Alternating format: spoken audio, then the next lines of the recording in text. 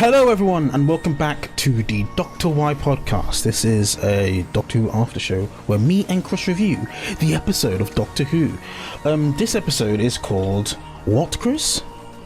Legend of the Sea Devils. Wow, wonder who the enemies of this episode would be, Chris.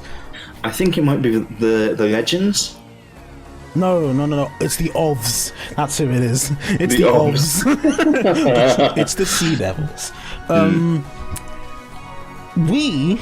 First of all, I'm going to talk about why we didn't do one of these for Eve of the Daleks. I didn't like it, and I had no energy to do a podcast episode for Eve of the Daleks.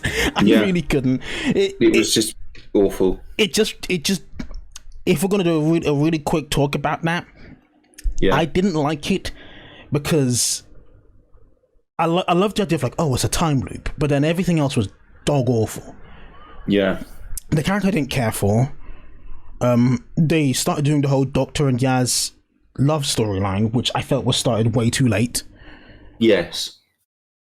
And then the Daleks just felt like idiots. If they can kill the Doctor, if they can shoot and kill the Doctor, why wait for a time loop to do that? Just because then you don't win. Yeah, just go down and shoot the Doctor. Yeah. Because apparently, anyways, that's our quick review on Eve of the Daleks. But we're not here to talk about that. We're here to talk about the legend of the Sea Devils. The leg end of the Sea Devils. The leg end of the Sea Devils. Yes. We're gonna just talk about it. Chris, did you write any notes? I wrote a few. I stopped probably about halfway through because there wasn't really much interesting stuff going on. I kind of stopped like a bit through as well. To just really go through it. Green text at the start doesn't look good. There was green text? Yeah, it was like 1807 in green, and it really didn't fit.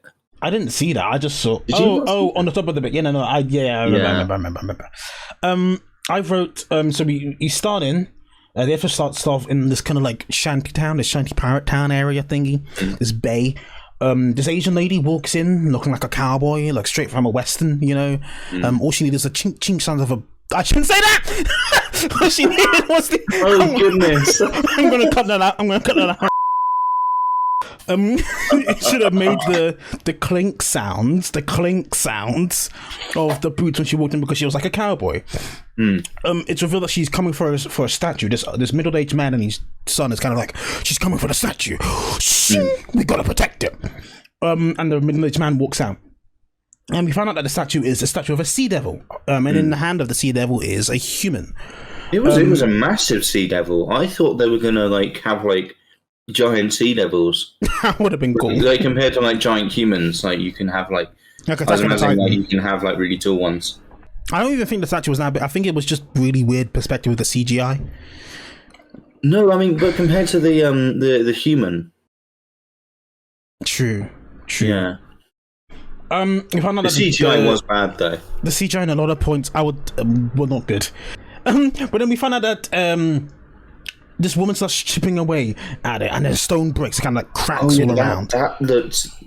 She looked like an idiot trying to break it. Also, the cracks looked really bad. Yeah. I wrote down here, in a really bad CG explosion, a sea devil comes out with a lightsaber and kills the middle-aged man. Yeah, it is a lightsaber. I honestly saw it went. I was like, "What the hell?" Sea devils get lightsabers. Oh, that's what you should have bought at Comic-Con that time. Because remember, you bought a samurai sword, and then you saw all the lightsabers, and you're like, "Oh, damn! I wanted a lightsaber." Yeah, I should have bought. You could have just bought that, had you known. I should have bought a lightsaber. Just wait 3 more years. Become a sea devil. Yeah. Then it cuts into the intro. I said something about the intro, which I'd forgotten about, and it just made me laugh just now. So one of the writers of this episode was called Ella Road, and I said, "Bet she's going to drive me round the bend."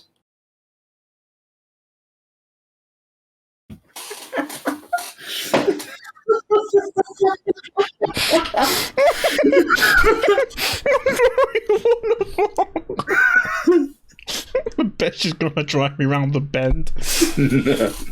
That's awful. That's awful.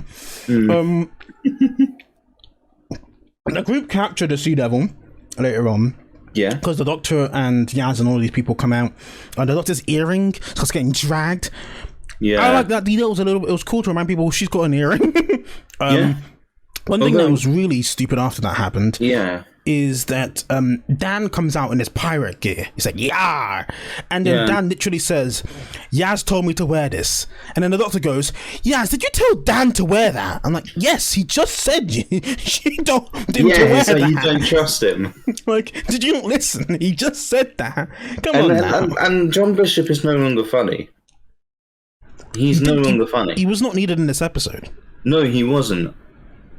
And I think in the next one he's going to be written out because I think he's going to go back down to die. I think he's just going to go. When they were filming it, he like the final week of filming, which must be for the centenary.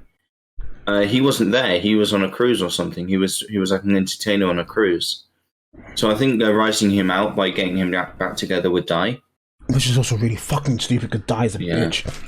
Anyways, the next thing that happens is after they go find out that the Sea Devil's murdering people in a village with his lightsaber gun, and everyone was just falling like really bad, really stupidly, really bad acting for the deaths. And then what happens is this is probably the coolest part of the episode. So when the Sea Devil turns around, you the shot that was in every trailer of the Sea Devil turning around, right? The Doctor goes, Sea Devil. And then the Sea Devil replies, land parasite. I was like, yeah, that's cool. Yeah. Do you remember the bit where she said, I'm the Doctor and I've just like caught a big fish or something like that? That's a whopper. Yeah. Burger King. Yeah. I literally said, like, when she said, I'm the Doctor, I just said, no, you're not. Like completely genuinely, it just came out my mouth. Like she's leaving next episode, and she's still not the Doctor to me. Like completely genuinely, I'm the Doctor. No, you're not. Another thing, this is where I started to like grow up. This is going to be a bad episode. I don't hate this episode. I think it's an okay episode, but I was like starting to think this is bad because the next thing that happened is they somehow trapped the Sea Devil with a net out of nowhere. Yeah, I'm like, where the fuck did this come from? Yeah, how did they know that was the plan to trap them with the net? What's happening? I know, right? It was just really weird. The Sea Devil then calls for its ship. And I actually wrote down, it looks very Pirate of the Caribbean. Yes. I think that was the point. Yeah. It calls the ship, and the Doctor's like, when did Sea Devils start needing ships? Which makes sense, because the Sea Devils would live underneath the water. They're the Sea Devils, you know? We also found out that the lady, the random Asian lady who came into the town, is a woman called Madame Ching. Which, that name kind of feels racially motivated, I'm not gonna lie. I don't... Because her actual name, because I searched this, I'm like, really, Madame Ching? Chris Chibnall was one of the writers, and as a white Englishman, he can't really get away with calling a character that. Her name is Zheng Yishao, also known as Ching Shi. Ching Shi. But then they went from, instead of calling her Ching Shi or Zheng Yishao, Madame Ching. Which feels racially motivated. Yeah, it does a bit. Every time the Doctor kept saying, that's Madame Ching, I'm like, God's sake, stop saying that. Oh, how does the Doctor even know all of these historical people? I used to think it was because the Doctor... I thought the whole point was that she doesn't do any reading up on anyone. She just like travels and finds people. I mean, like obviously there's people like Charles Dickens who everyone knows, but then like no one knows who. Let's face it, no one knows who this woman is. No one watching would know. If the Doctor's just going around and just bumping into people, how would she know who that was? It's because I would say. Well, I always thought that the Doctor would always know someone like Charles Dickens or William Shakespeare because the Doctor's met them, right? Like I've met you before. Yeah, I've met you before, so I know who you are. But I've got a new face, so I've got to act like I don't know who you are. Oh, okay, yeah. That's what I would always assume. And then when they're trying to, obviously, because Doctor Who also like tries to teach about history as well. Sometimes, you know, it's a sci-fi history show. And I would always assume whenever they teach you about the history of someone you do not know, the Doctor should not know who they are as well. So instead of the Doctor telling you, this is Madame Ching, famous pirate, I'm like, can you just show me who she is? You know? Yeah. Why is she a famous pirate? What has she done? Replicate it. Instead of just giving me an info dump of all the things that she's done in the past. Like, I don't care. Like with Vincent van Gogh. You know, the episode showed to us that he has depression. Yeah, and how it affects his life. The Doctor's not going to walk in and go... just turn up and say, this is Vincent van Gogh. He's depressed. He's depressed. Welcome. You like sunflowers. It's like, this is... Yeah, he cut his ear off. This is not like they very much went, Vincent van Gogh is... And also, if we're going to talk about that episode really quickly, it's also smart because they didn't just go, we're going to fix his depression. They went, he's a depressed man. The only person who can actually see his physical manifestation of depression is him. Like, he's the only one who can see the depression, right? And then after all, when they think that they've helped Vincent van Gogh with his depression, it still hasn't helped. There was no new paintings other than the one he makes for Amy, but like there are no new paintings, nothing like that. She has never changed, but they still got to know that person. Get out the old sunflowers painting and write for Amy on it. Yeah, like it shows how deep his depression was, and I think that's also why that's one of my favorite Doctor episodes, because it's just very, it's smart in how it portrays things. We've already discussed this. We did that podcast episode, the main podcast with Tharis. Yes, talking about it. Yes, but it's very much like that, and this is not like that, and neither was Rosa. No, it's not like that. It was like they literally went, this is Rosa Parks. Oh look, Martin Luther King. Invincible Punjab is probably the best historical of this era because there's no historical character in it. It's just people that and because that Yaz is related to, and because there's no historical history that's happening, and because there's no historical character, they don't have to go, this is historical character number 4. Like, they just go, let's tell a story in this time. Which is what all of the historical should be. It should be either retelling the story of the legendary character in a Doctor Who fashion, or telling a story of the time. Yeah. Like, and you don't even need like a sci-fi element to it. It could just be that, you know, it could just be that there's someone who you can hear that, can't you? I don't know what that is. I have no idea. Could just be that someone, you know, someone from history suffered a lot. You know, people don't really know very well. Suffered a lot, had a lot of emotional issues, and you can just do that for 45 minutes with no sci-fi very easily if it's strong enough. It's the same with what's the episode with what's her name, Queen Victoria. Oh yeah, that's an underrated episode for me. People hate it because it's got werewolves. I'm like, but it's kind of cool because like the werewolf was meant to be her representation of death. You know? Yes. It's a very similar thing that happened with the Vincent van Gogh episode. They didn't just randomly go, "This is the Queen." No. Her husband died. It's like, they didn't do that. They went, "This is the Queen," and now you can see how death affects her. Right? Yeah. In the form of this, to the point where she makes fucking torchwood. You know? Yes. Because she's so scared of all of this shit. But we're talking about this for way too long. Let's move on. Yes. After that, we get Dan and the child of the middle-aged man. They try to get onto Madame Ching's ship.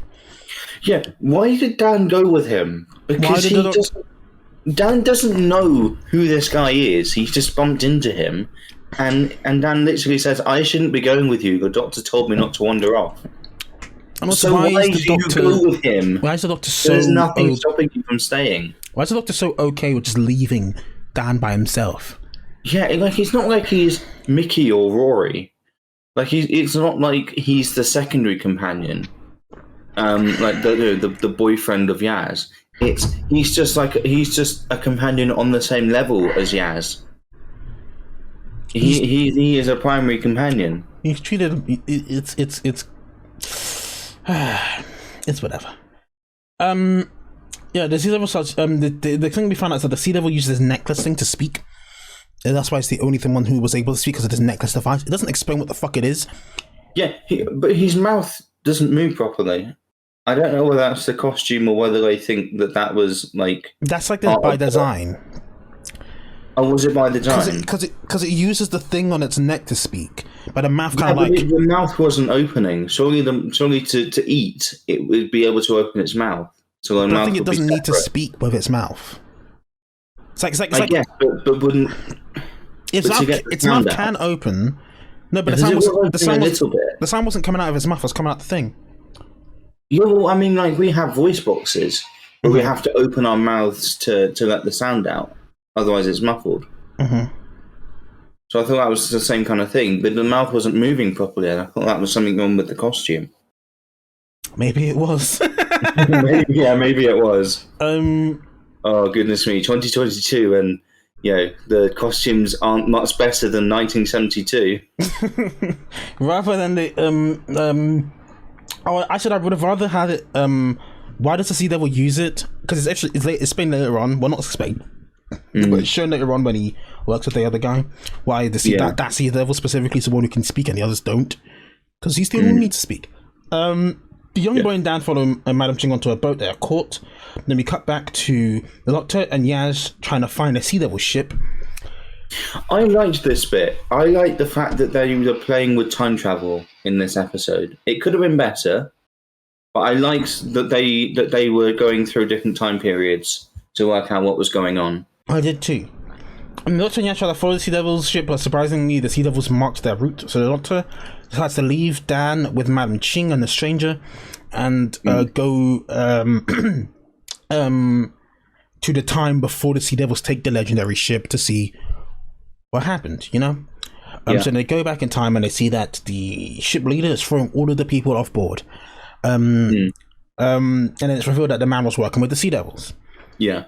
Then the Sea Devil breaks the agreement, calling him a land crawler and trying to kill him in the in the moment. But then the Doctor and Yaz decide to go back into the present time to see where the ship is, because they knew where it sunk. Yeah. And they get there and they're like, "Oh, we got we got an oxygen air bubble so we can breathe underwater," even though the water seems to be going through the air bubble. The visual effect wasn't that good for it. Yeah. And this is when they had this moment where, oh man, the Doctor basically makes a comment like, this is a good first date, right? And Yaz gives this Doctor the look like, oh my god, the Doctor's gonna kiss me. And they do the whole like film thing where like cut back and forth, and like one of them moves closer because like they're about to kiss, and the Doctor goes, okay then, let's do something else. And I'm like, it felt very similar to Dan and Di in Flux, where it's like really on the nose romance dialogue. And then like every Chip episode, stop the plot. Yes.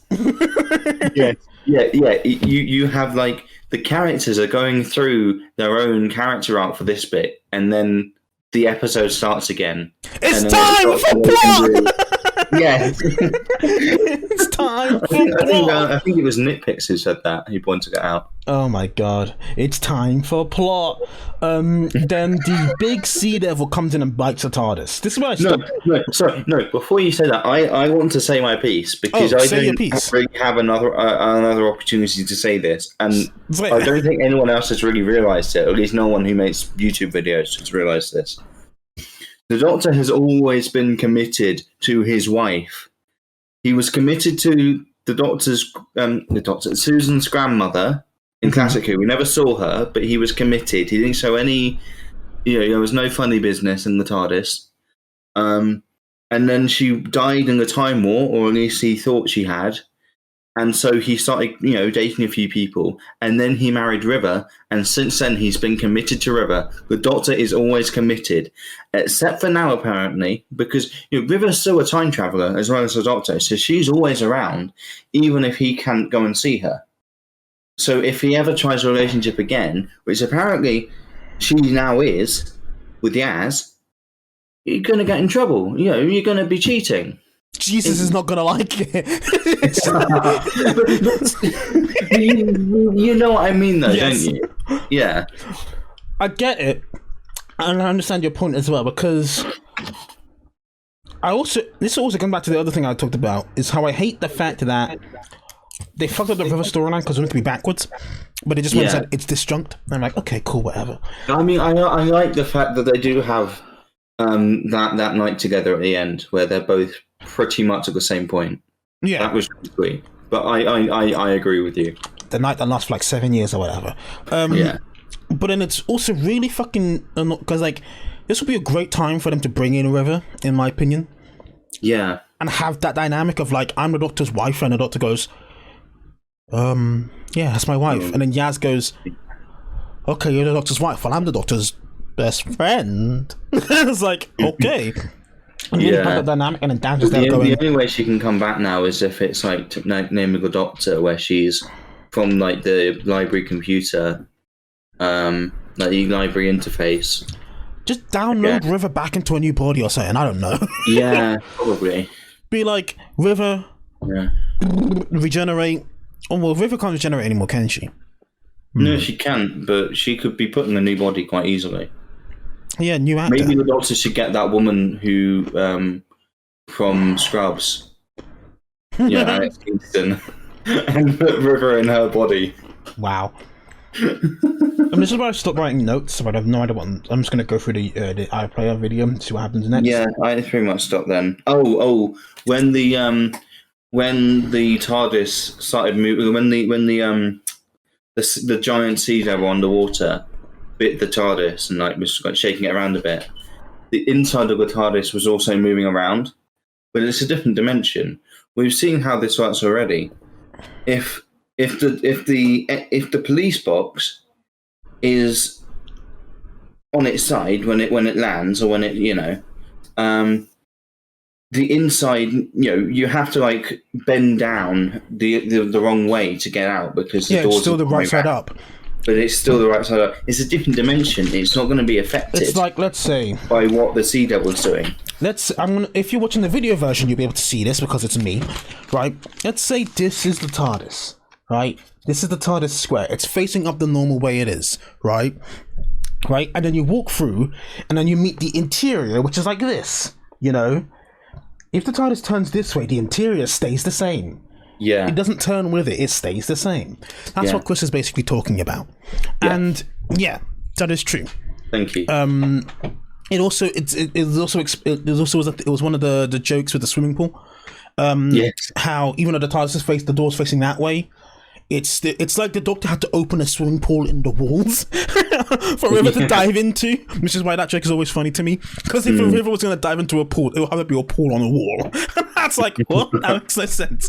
So that's funny. Yeah. It's also the same. It's like how the gravity thing worked in the first Matt Smith Angels episode. Where they go for the tunnel, then he's like ends up being the right way up, but he's like sideways to Amy. You know that? You know what I'm talking about? Yeah. Yes. It's like that. Yeah. That's. I understand what you're talking about, Chris. Yeah. Thank you. Then we meet. What happens next? The Doctor's met the Sea Devils, and the Sea Devils takes the Doctor downstairs where they find the General dude. The stars become like fireflies or something. They start moving around. I completely missed that. Yeah, but the stars were closer than the moon, which was weird. I think there's a lot of CGI work on this episode, and it shows, and it's not good. And they didn't have the budget for it after Flux. No. I'm still. People talk about how Flux really good. Flux fucked up the universe, and the Doctor's done nothing about it. Yeah. The doctor said, you know what, I'm going to go travel. I'm going on holiday. The plot makes zero sense, but it looks really good. This episode makes enough sense, but the CGI really is just not there. Chibnall can't balance writing and visuals. No, he cannot. It's so easy though. Like, it is really easy. Like, you've done a bit of CGI for your films, haven't you? And it's pretty easy to get right when you know what you're doing. But these are big budget CGI, so I understand. There's a lot more to do, but it's just it just comes down to where, like, if you can do practical, like the suits and the monsters are, do it. It looks good. Yeah. I like a lot of 80s films that, like, they're big budget, but they don't have CGI in it. So, like, all of the practical stuff is just top quality. Next, the Doctor and Yaz are taken down by the Sea Devil to the Sea Devil's like ship because they were swallowed by the big Sea Devil, which is apparently where they're hiding inside the big Sea Devil. The Yaz nearly just tells them that they don't have the Sunstone, whatever stone thing. Nearly ruining the whole plan and killing them both. The Doctor has to go like, Yaz, we do have it, right? Yeah. Trying to lie to the Sea Devil. The Sea Devil later on figures this out that there's a lie, but not here yet. And then they found out that the dude who was throwing the guys off their ship originally, when they went into the past, was still alive and being kept all this time by the Sea Devils. Yeah. We then found out that he wasn't actually working with the Sea Devils. There was a plan to fuck over the Sea Devils and trap them using the stone thingy thing. And that's when the Sea Devil figured out, oh, okay, that's where the stone is. Doctor, you don't have the stone. So then the Doctor and Yaz leave and go try to find a stone, which is with Madam Ching, Dan, and the little kid dude. The Sea Devil follows them. He's probably older than us. Like, you're calling him a kid, and he's probably older than us. The Sea Devils find them and realize that the little kid had the stone. The Doctor then goes to confront the Sea Devils, like, I'm the Doctor. You are the Dalek. No, wrong Doctor. And then there's like this whole pirate ship sword fighting, swashbuckling. Oh goodness! And then the old guy in the past who threw the guy off his ships stabs the Sea Devil, and I was like, well, that's kind of shit. Yeah, but then the Doctor's morals were like, you shouldn't have done that. Anyway. And also earlier on the Doctor said to Dan and Yaz, if you need to kill them, use this sword. Yeah. Yeah.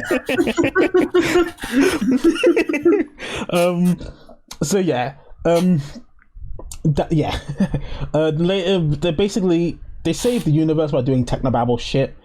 And everything's good.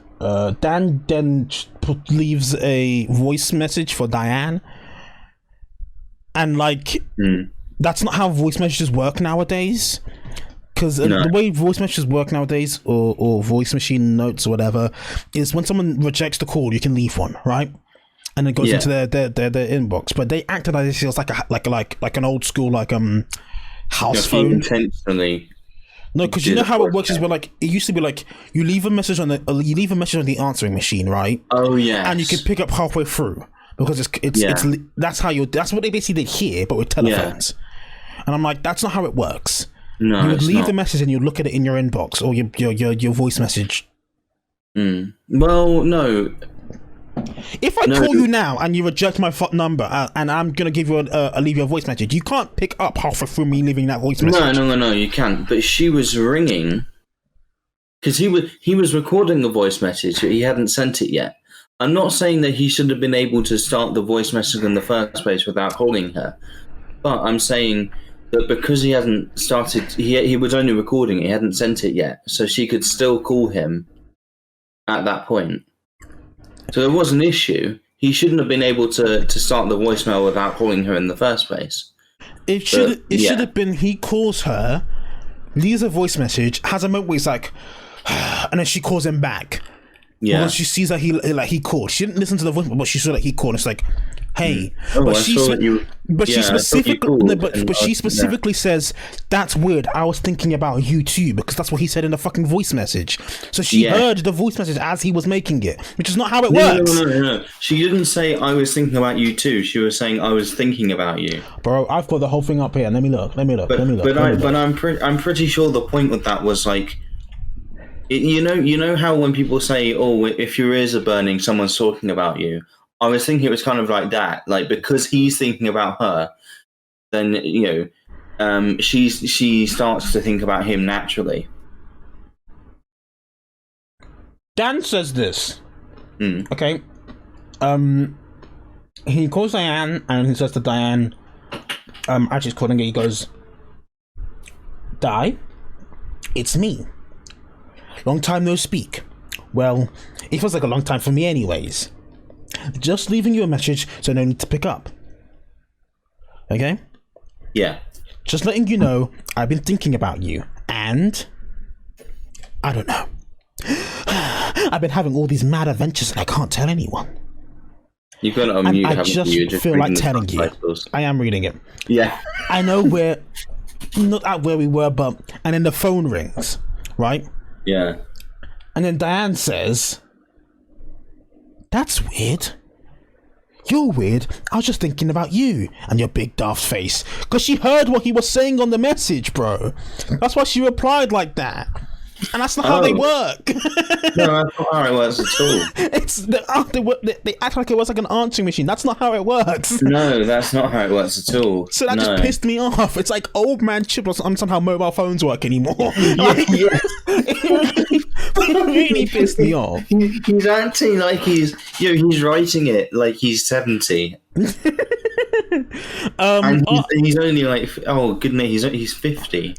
After that, there's a scene So maybe which I actually really liked between the Doctor and Yaz, which is them two sitting on the beach, which is a callback to how where Yaz was like, she wants to have a moment with the Doctor on the beach, they want to go to the beach together. So this was kind of cool. When was that first set up? I do not remember, but I remember that moment specifically being set up. When was that? I don't remember when, but I remember they were talking about a beach. Because they were on the beach in Praxia, so it had to be after Praxia. It had to be, yes. Yeah. I think it was after Graham and Ryan left. Oh, okay. So either no, must have been Flux. I think so. But yeah, they were setting that up, and then they're like, now they're on the beach. And they basically the Doctor basically reveals that, like, I like you, but I can't like you because everyone I like dies unless they're River. Yes. Well, but basically saying everyone that I like at some point leaves me because that's the way it works. And to like you means that you're gonna leave. And I want this moment to last forever, which is the last word said in the episode. Yeah. And then they kind of like have this moment of throw, and then the next episode preview comes up, and the very first line they say is "Nothing lasts forever," or something on those lines, and I'm like, well, Yaz is dying, someone's dying, this is it, and that's the episode. Yeah. As we do in this podcast, I go first, and I give a little bit of a rundown of what I feel, then I give it a number out of 10. Then Chris does it, and he gives a number out of 10. So I'm going to go first. I personally did not like the start of this episode. As the thing with Chibnall episodes where they start off really... It's like they have to start off in the first 5 minutes. They have to tell you everything you need to fucking know.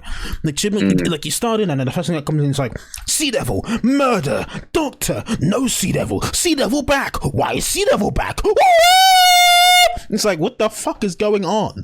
I don't understand. Like, slow it down. Like, if I were to start it, I would have started it as they did, the Sea Devil murdering, but before going into the intro, I would have had the Doctor and Yaz and Dan come in and then find a village, murder all the people, and then the Sea Devil. It's like, Doctor goes, Sea Devil, ew. Then it goes into the intro. How would the Doctor know? Because the Doctor's met Sea Devils before. Yeah, but like the Doctor would see the Sea Devil like the Doctor saw the Sea Devil in this episode, But she's saying extend it and then have the intro after the Doctor see the Sea Devil.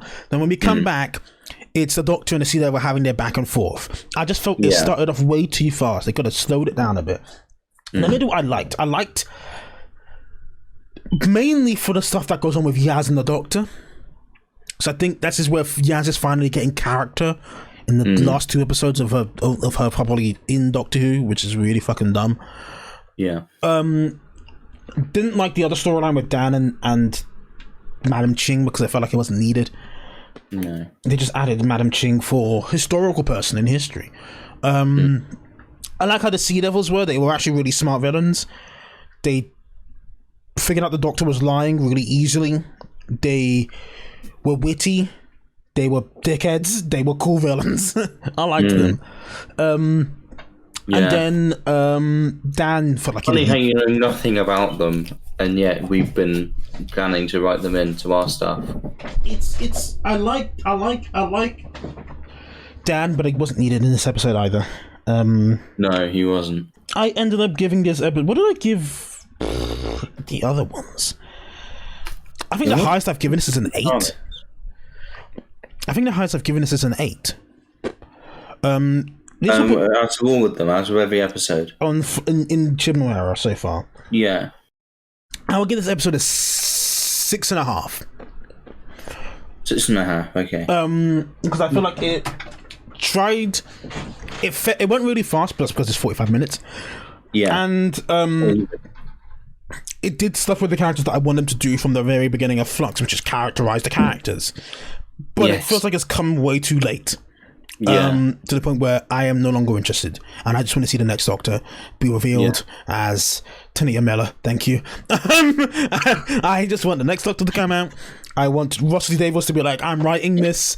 We're gonna have a Doctor Who episode, Doctor Who series every year. I don't know. I just want this shit to happen. You know? Yeah. And I'm tired of waiting. 50 different spin-offs and all now of them we're waiting, are confidential. Now we're waiting for fucking. They put autumn for this September. You know what's awful, but it's I think true of most people now. I'm literally just waiting for her to die. It's true. Most people are just waiting for her to die. Which is the next episode preview looks like she's about to die in there because she's regenerating. Also, they're bringing back Ace and Tegan. Oh goodness! I'm not sure whether it is Tegan or not. It seems like it is because they sound really lovey-dovey with each other. you know about that. We know that we know. I only told you about Ace. Well, I did not tell you about Tegan. You told you. I figured it out myself, Chris. Oh, okay. Yeah. Okay. Let's hear your opinion of this, Chris. So it started, and I was thinking, I was thinking, as everything happened, it was pretty bad, but it was about. I think it was the same point as you. I was like, okay, this is going to be a bad episode. Because it was bad enough by that point, but I was trying to give it a fair chance before. And then, so the beginning was quite bad, but then the middle bit was boring. It was fine, but it was boring. There were a couple of good parts to it, but it was boring. It was nothingy. Nothing really happened. And then at the end, it sort of got a bit bad again because a lot of stuff was being forced where I just didn't think it should have been forced. As I say, I'm just waiting for her to die at this point. Not happy about the next time trigger. Speaking of the next time trailer, I'm going to reveal to you it is Tegan. It is Tegan because it's the same actor. Yeah. Who would be? Because they tagged her in a tweet 17 minutes ago. So yeah, it's both of them. Yeah. Well, I wasn't sure because Tegan said 4 decades and Ace said 3, even though they're both 1980s. Yeah. Yeah. I'm not happy. Did you give it a number, Chris? Probably a 4. I figured so. It's quite boring. So we don't have a name of the next episode. We all know it's the next episode. I'm going to call it Nothing Lasts Forever because that's the first time we hear. We see the Doctor wearing the David Tennant spacesuit. I forgot. There were production images of that. Yeah. We see Dan wearing the David Tennant spacesuit. We see the Lone Cyberman return. We see, as I've mentioned, Tegan and Ace. Kate Stewart. We see Kate Stewart. We see Sacha Dhawan's master return. Yep. We also see Vinda is also returning. Yeah. We see Kate I'm Stewart. trying to remember it now because it was like an hour ago. Yes, Kate Stewart's returning. She's also here. I don't think there's anything else that we saw. Unless you don't recognize them. We see the Doctor about to regenerate at the end, and it seems like, because we know that like this is the last episode of Jodie. You know? We also know it's the day that you die. That the Daleks return. Because apparently Chibnall has to have the Daleks every fucking time. Yes. Yes. Yeah. I do hope that they reveal who the next Doctor is. Like, you know how they normally do? They reveal the Doctor before the Doctor has the final regeneration episode. Yeah. I'm really hoping it's going to be something, because it's Russell coming back. I hope it's going to be like a big thing. Yeah, like, please don't just make me wait till the episode, because like they even did it with Jodie. Jodie walks to the TARDIS and it's like, oh, it's Jodie. She takes her hoodie off. Oh, yeah. Show me who the next Doctor is, please. The Christopher Eccleston one, I think, was just like a press release because no one was interested in the show at that point. The David Tennant one was just like a news report because it was really rushed. Because the Eccleston leaving was leaked, so they had to rush it out. I think Matt Smith's one was... Matt Smith was a confidential special. I think so, and I know, and I specifically remember Eccleston's and then it was like Greatest Moments, and you got him like being interviewed for it. So I remember getting to know him as an actor and his thoughts. I know that Capaldi's one was revealed by Moffat on a TV show. Yes, which was probably the best, but it's annoying that we only had like 2 minutes of that.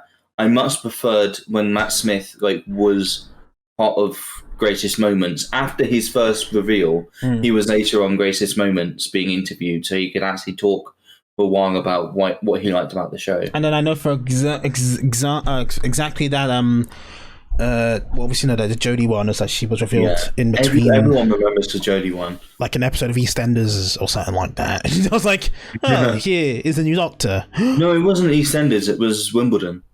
That was what it was. It was something I didn't want to watch. That's what it was. Yes, I didn't. Yes, I remember now because I remember you were complaining about Wimbledon still going on and saying, "Can we just reveal who the next Doctor is?" I remember you saying that. You're like, "Come on!" Yeah. And then no, because we didn't know each other at that point. Yes, we did. I told you later on. That's how I know. You told me later on. That's how you reacted. Because it was during the summer holidays between GCSEs and the start of college. That's true. Just before we knew each other. That's true. There were some YouTubers who were at the tennis final, and I lived just down the road from Wimbledon at the time, and I had to choose whether to go with my sister to potentially like meet the YouTubers between the tennis and the tube station, or saying what's the trailer. Went down, they must have gone the other way. Thank you all for listening to the Dr. Y podcast. We will be back to actually do a special, hopefully live version. Yes. Where will that be just before or just after the next one? It'll be before the next one. Yeah, but only just before, because we need time to write it. Because we're going to be doing an episode, which you said we were going to do last time, but we didn't because I was too tired to do it, where we talk about how we would do, let's call it the Flux era. Starting from, we're going to take from the end... Series 13. Yeah, we're going to take from the end of Series 12 and go and tell each other how we would do Series 13 up until... just where we got off here with the Sea Devils. No, including the regeneration, isn't it? We're going to include the regeneration? Yeah, we might as well go right the way through, because then we get to see how Chibnall does it afterwards. We'll include the regeneration. We're going to do that. We're going to do a special live version where we just talk about it, see how it goes. Yeah. And then that will be obviously cut down and edited and put on the podcast here. Yeah. Just listen out on socials. I will probably talk about it in a bit. Chris will probably talk about it wherever he does his socials, and we'll do it. Don't forget. Do Discord. don't forget to subscribe to me, Nermian, to Chris, the Angry Pacifist, and the also G3 channel. The G3 channel. Yeah. Don't forget to listen to the G3 podcast, which I don't know when it's returning because I don't know how to get Alex to do a podcast for an hour. We could do more stuff, just the two of us at some point. We could get maybe Ali. not Doctor Who, but it could be Doctor Who. We could get Ali to join. Who knows? Yeah, we could get Alex back. But yes, thank you all for listening, and we'll see you guys in a bit. Bye, guys. Bye, guys. I was waiting and you didn't do it. Not this time. Not this time.